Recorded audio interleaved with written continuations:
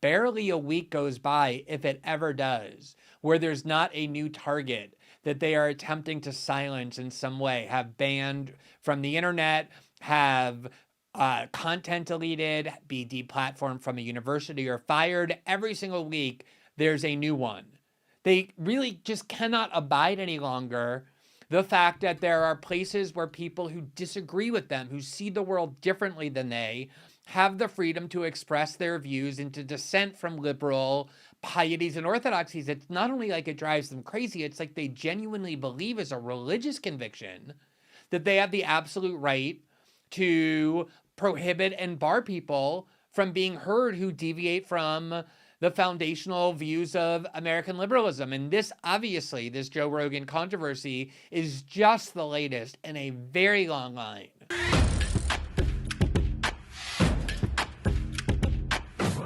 I want to just run to this clip from Glenn Greenwald last week.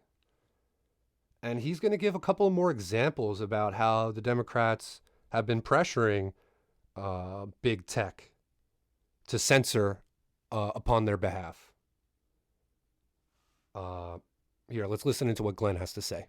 Probably remember, and I wrote a long article on it, I did a video on it as well, that in January of 2021, Parler became the #1 most downloaded app in the country, the most popular app from Google and Apple Play stores.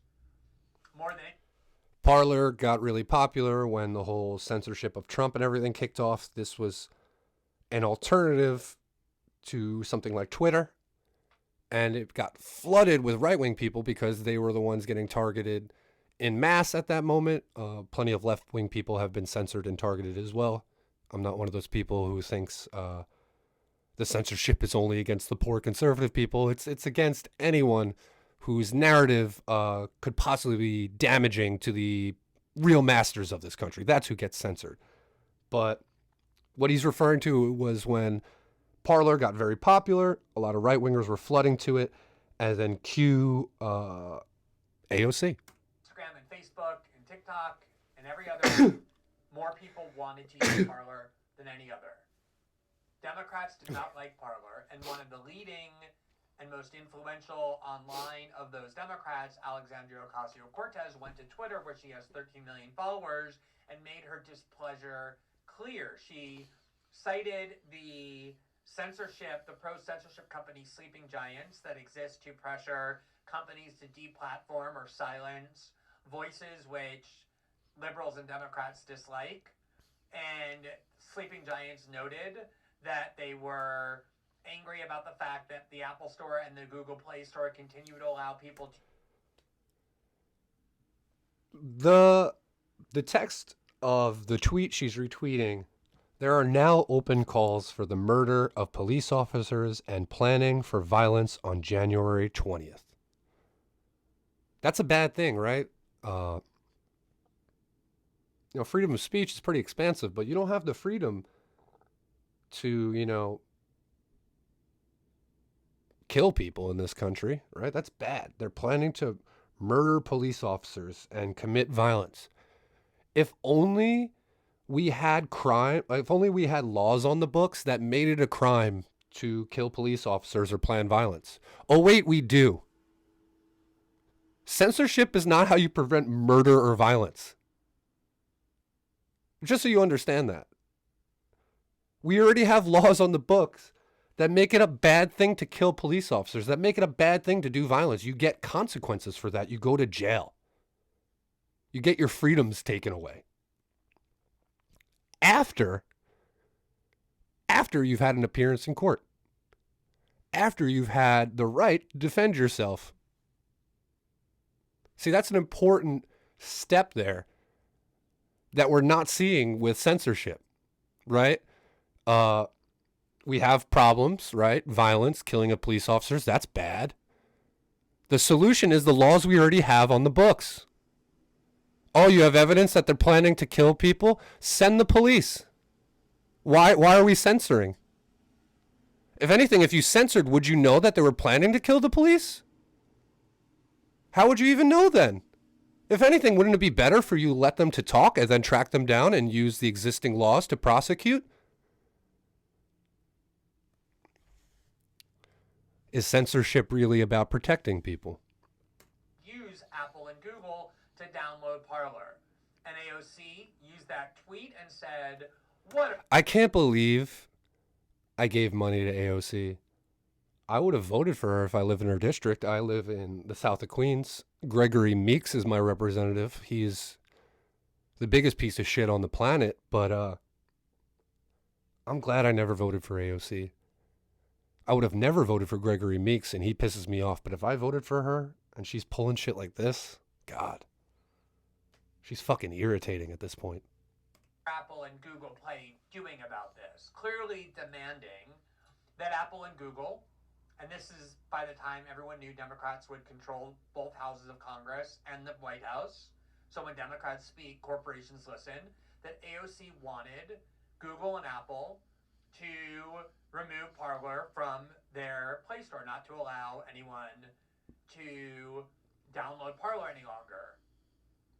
Immediately, Apple obeyed and announced in that article that you see from BuzzFeed, Apple has threatened to ban Parler from the App Store. AOC went and patted them on the head, just like Jen Psaki did with Spotify. Good to see this development from Apple. That was January 8th, exactly the same day that AOC knows how to use the bully pulpit to fight for censorship.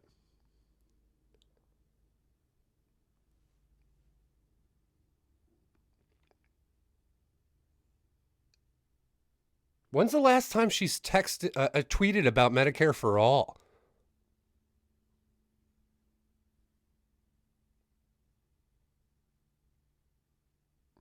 When has she used the bully pulpit to get her Green New Deal done, or Medicare for all, or anything positive?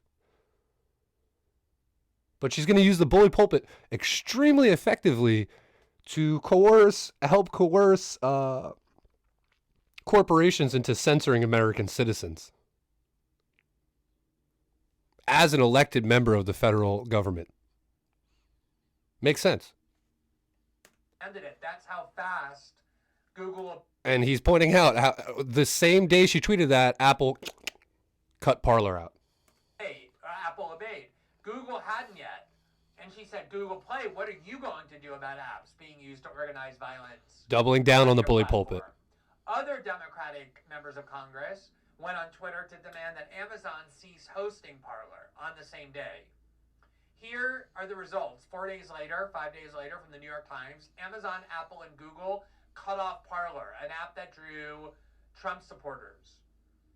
So you had leading Democrats, including the Democrat with the most social media presence, AOC, demanding that Silicon Valley companies, which are at the mercy of Democratic lawmakers now that the majority party in Washington, delete or ban an app that displeases her, and they obeyed and Parler disappeared. In February of 2020... Think about that too. I really don't give a shit about quote unquote the free market and corporations and whatever, capitalism. I think it's mainly been a success if you were already part of the aristocracy, but a complete failure if you believed in the lie that was capitalism. So beyond the censorship, that's also the government playing favorites, right? Oh, a new alternative to some of these social media monopolies, and the federal government is there to help crush them. So I can't think of a good way to spin it for AOC. It's horrible. She's horrible right now. Just a month into the Biden administration and Democratic control of both houses of Congress, I wrote an article on how Democratic-led committees in the House and the Senate were repeatedly summoning the executives and leaders of social media companies, Facebook, Google, and Twitter, and with increasing vehemence demanding that they censor more content that Democrats view as disinformation or hate speech. Why are elected officials ordering private companies what they can and can't host and threatening them with legal and retaliatory punishment if they disobey?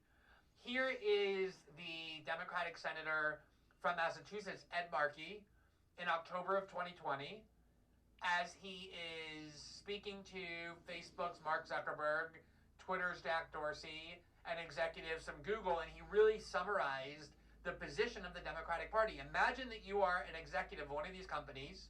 You know that he represents the party in control, and this is what he tells you. The issue is not that the companies before us today are taking too many posts down.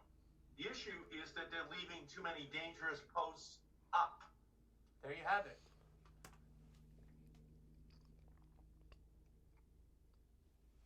That's Senator Ed Markey, who became liberal hero last election cycle when he decided to like back the Green New Deal after being, a moderate Democrat his entire career.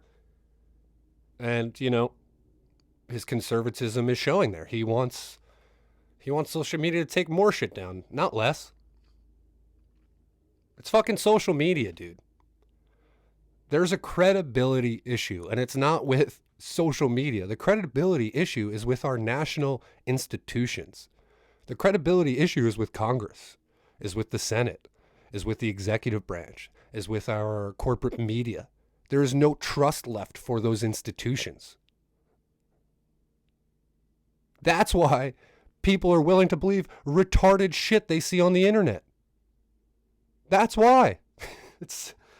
Your credibility is gone.